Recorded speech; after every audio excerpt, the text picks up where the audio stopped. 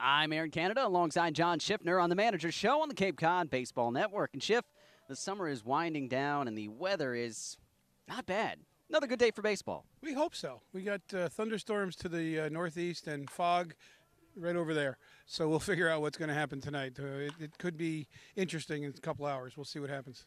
How nerve-wracking is it for you as a manager of this team and a manager on the Cape, knowing how difficult the weather can be to try to figure out if and when you can actually play a game? Well, the fog is the real, it's unique for us where we'll get a lot more fog than the other franchises. So that's a tough thing. Rain's rain. The field's wet. You can't play. But fog is so funny. As we found out the last time we had the fog out with Brewster, about 30 minutes after we canceled that game, it was crystal clear. It's you can't figure it out, but you don't want to sit around here for an hour, 2 hours and see if the fog's going to lift. So that's the big issue, and that's what we're going to go through tonight. Excuse me. It's there. I mean, that's fog right above us, and the wind's not blowing very hard. So if that decides to sit, it could cause a problem for the game. What specific conditions lead to the fog rolling in? Because as we've stated, it's kind of only a Chatham thing. Well, you have high humidity. Now you're susceptible to any fog, any place around the Cape, because obviously it's surrounded by water, completely surrounded by water. The water temperature is also a key, and since it's been pretty hot lately, the water temperature is warm, which will attribute to more fog. And that's why I think there was fog in Falmouth a few nights ago. Wareham experienced some fog, so it's all over the place. I think all the teams might experience it tonight. I'm not sure. Like I said, I didn't check the conditions around the Cape, but I knew this was fog this morning. You can just tell over in Harwich, where I live. And it started to break up at Harwich just when I was coming over here about 2:45, but it wasn't breaking up when I got here. When I got to the end of Pleasant Bay Road, make my right-hand turn down 28, you look across Pleasant Bay and you can see it sitting off in North Beach. And when I got here to Main Street, you could see it sitting off of Oyster Pond, so it's around. And again, there's so many things that I wish I could figure out better. Wind has a lot to do with it, but also the tide has something to do with it.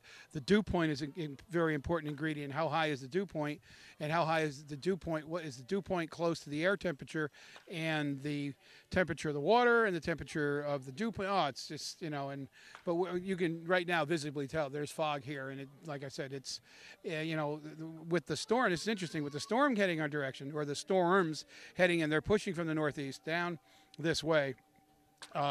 They could kick the fog out. Now, will they dissipate so we don't get any rain, or will they hold together and we'll get rain, or will they dissipate and the fog takes over? You never know. That's what's kind of interesting about being here, and we've suffered because of it over the years, because there's been many years where we've had more makeup games than other teams. Do you think you could petition a local university for a doctorate in environmental science? They would probably let me at least talk for a while, because I've seen enough of the weather and seen enough of the neatest weather down here. I've seen some things on Cape Cod that are so unique to just this particular reason. I remember one, if you'll indulge me a little while here, I remember when it was extremely, extremely cold, about several Januaries ago, 6-7 years ago, and the wind was blowing in such a direction, the water temperature was extremely cold, the air temperature was sub-zero, and when the waves crashed on Harding's Beach, the waves, the splash, they froze into ice particles, and then the wind was taking the ice particles through the air. And it was one of the most spectacular things I've ever seen in my life. And it was so unique because of the salt water is more difficult for salt water to freeze. You need a lower temperature for it to freeze. But when it crashed onto the beach and the wind picked it up, it froze into ice crystals, and it floated the ice crystals, and the sun was shining, and it was just spectacular. I would think that there's only a few places in the world that could see that, or at least you needed, like I said, it was about -4, which is really cold for Cape Cod. And it was just, we were sent home from school in Connecticut because it was -10 in Connecticut. The governor shut everything down. He didn't want school kids sitting out in cold weather like that, because the high winds were there as well. So it was dangerous. So I just took advantage of it. It was a Friday. I came down here early, and I just went out to Harding's Beach and had an opportunity to see that, and it was something special. It was really cool. Sorry, folks. It had nothing to do with baseball. I figure we'll continue on the weather kick, and especially since last year was such an amazing, well, not an amazing, but kind of a dismal and horrible weather summer. All the the high temperatures in July, all the rainouts that led to the constricted schedule at the end of the year. How about this year as far as a grade is concerned for the overall weather conditions? We've been pretty fortunate.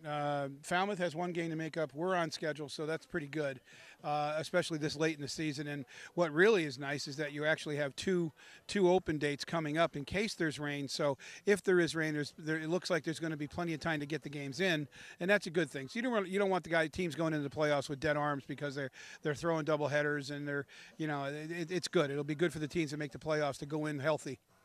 Tim Cooney going tonight. How's the lefty stuff look? Tim Cooney is a solid pitcher. He's really fun to watch.